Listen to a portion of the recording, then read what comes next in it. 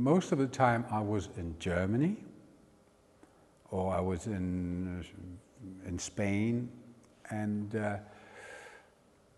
then I stayed with them. I was real close the first time when I was staying in Green Street with Ringo and George, and I went often to the studio and saw the way they were working.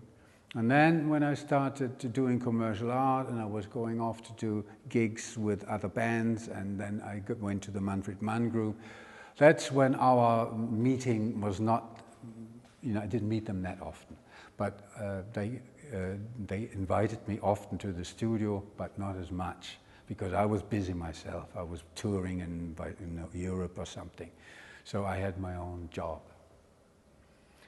The attitude hadn't really changed. In the first place, they were really overawed by this whole situation, that they were so famous, and in a way they got a little, they got harassed so much by people, so they got a little uptight at times, but they slowly, very slowly got used to this situation, and they were never, how do you say, like stars normally act. They never acted this way. They were, to me, and when we were together, or when they saw other people, they were always, as long as the situation made it possible, they were really, really nice.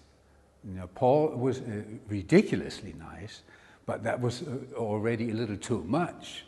But the other was, they were just normal. If there was really a situation, they got so pissed, they said, fuck off. They would tell the people.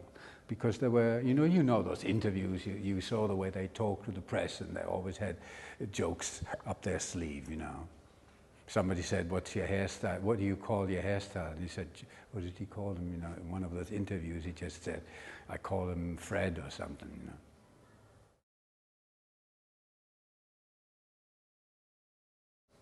Yes, I definitely could see them changing, very much so, but because it's a normal sort of way things go, because first you are a little band, you even live in the same room, you have